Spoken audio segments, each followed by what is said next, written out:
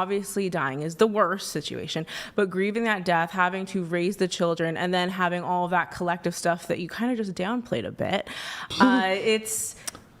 there's a lot of layers to a woman's grieving. No, I'm saying that obviously dying is the war thing, but okay. But who's left to take care of when the men die? It's like the women who they've left behind, and obviously like dying, like I've said, is the worst situation in war. However, life does continue to go on after death, and who's there to have to Oh, I see what you're saying. Go ahead. to deal with the ramifications? It's the women who you already admitted have been through these traumatic situations, and I'm not downplaying men's part in war is obviously completely traumatic. We see that. It's just different types of trauma. Like women have to carry with them the trauma of having a husband who's died in war as well. Yeah. So is your position that, I mean, you didn't indicate it here. Do you think women are the primary victims of war?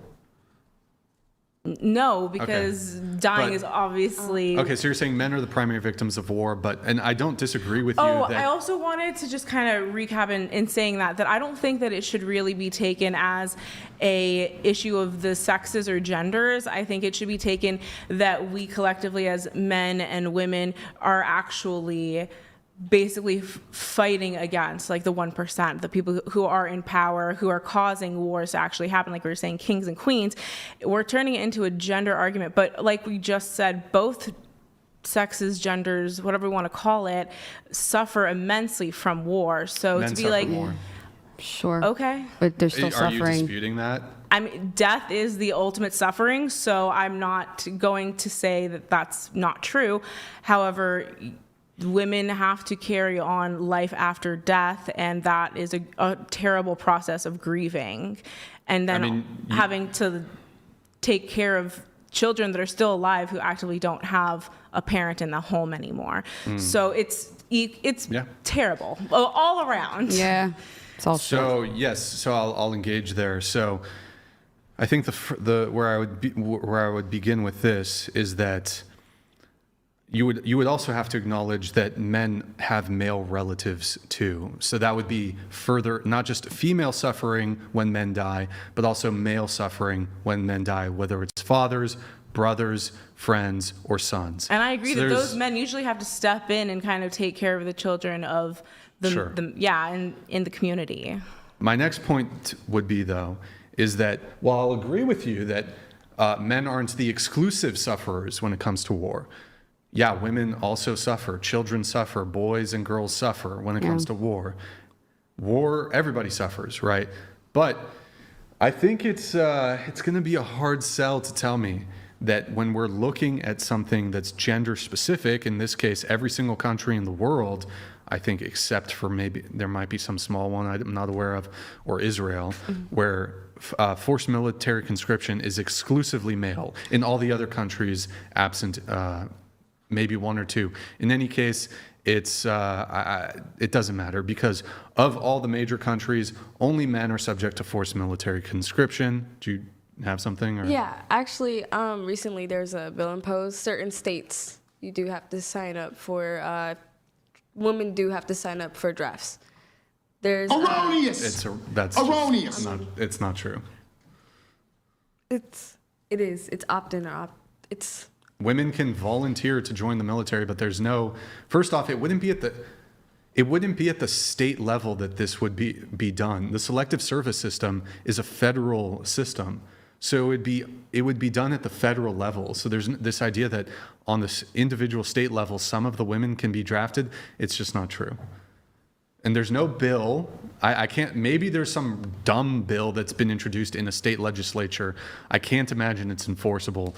I don't even believe that that's true, but it would be at the federal level.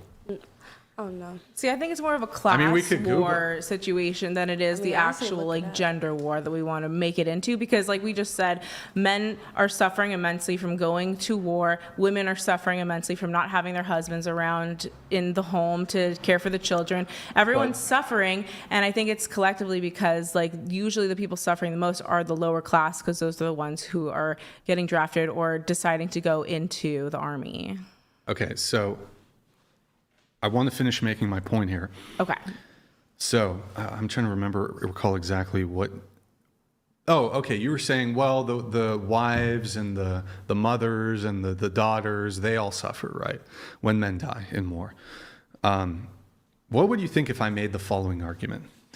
That in rebuttal to the pain that women experience when they're essayed, I said, well, their brothers and their fathers and their boyfriends and their husbands suffer when women, and I'm using that to redirect and misdirect from your claim about the suffering it causes women when they're essayed, and I say, yeah, but let's think about the men in their lives. You would find that objectionable, I'm sure.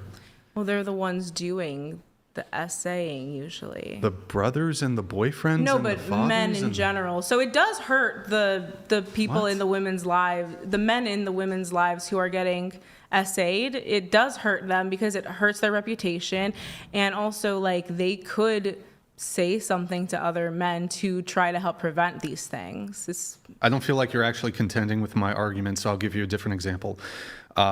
When women go through pregnancy, it's really hard for the husbands. And husbands have a part in making a child, so it should be hard for the husbands as well, but it's harder. Well, I don't think it should be, but... yeah, I mean, if your wife the- or the person who you are having a baby with is suffering, then like we were talking about way at the beginning of this conversation, you should have empathy for your partner. So if your partner is having a hard time, you then also would be having a hard time as well. Not yes, as but hard. If I said because of the frustrations or whatever that men experience during women's pregnancy, and I used it to try to dismiss your point about the suffering that women experience or the pain that women experience or the discomfort that women experience when it comes to pregnancy and childbirth, you would find this laughable. I mean, to a certain degree, because it's like physically happening to the woman, where it's like more of a mental strain for a man or like financial strain. But you can't genuinely tell me that you would say that the discomfort and pain that women experience during pregnancy and childbirth is anywhere near comparable to the supposed frustration or pain, mental pain that the man might feel. Because it could be, seeing your wife giving birth and she's in physical pain, that could be distressing to a man, but you would never say that that's anywhere near approaching the woman who's actually going through the childbirth. You'd never say that it's anywhere approaching the level of pain or suffering she's going through. That's true. Okay. So I think we're going to have to agree that the suffering that men experience in war is... dwarfs the look. Just to be clear, if you lose, if you're a woman and you lose a son, or you lose a husband, or whatever it is, you lose a male figure in your life in war, that's terrible. That's going to be an awful experience. That you're going to be grieving. That's going to be awful. But the thing is that people can come back from grief. People come back from grief all the time. Parents die. Grandparents die, and people get back to their life. When you're dead, you're dead. It's final. It's over. Your life's over. Yeah. I'm saying in regards to comparing women and men's suffering, I would say obviously dying is the worst situation. However, it is final. However, the person who is grieving that, like I was saying, you have to raise potentially children alone now in a situation. Sure. So it's an ongoing suffering on top of the suffering we already previously talked about, where you were saying like women couldn't vote, women didn't have as many rights. Like, it's adding trauma. I know that's a buzzword. Well, adding trauma, what do you mean? Like if the husband dies in war? Yeah, that's traumatic. Yeah, I'm not disputing that it's going to be really bad if your significant other dies or your brother dies or whatever it is. But if you're trying to compare the suffering between men and women, women's after that point, like you die, you're done. Women, it's ongoing suffering. You're forgetting one important thing, though, is that the suffering men experience in war is not strictly related to death. That's true. There is the PTSD of it. There's PTSD. There's the actual, like, in the shit. Like if you look at historical wars, for example, and if we're allowed to say that women's historical grievances are If you bring up women often, or feminists often bring up women not being able to vote. Okay, so I'm going to bring up World War I, World War II. These were absolutely brutal wars, trench warfare, totally catastrophic. What they witnessed, what they experienced, absolutely terrible. They came back with just either debilitating physical injuries if they didn't die, or just mentally completely thrashed and destroyed. Shell shock, war fatigue, or there's a different term for it with fatigue, PTSD as it's now called.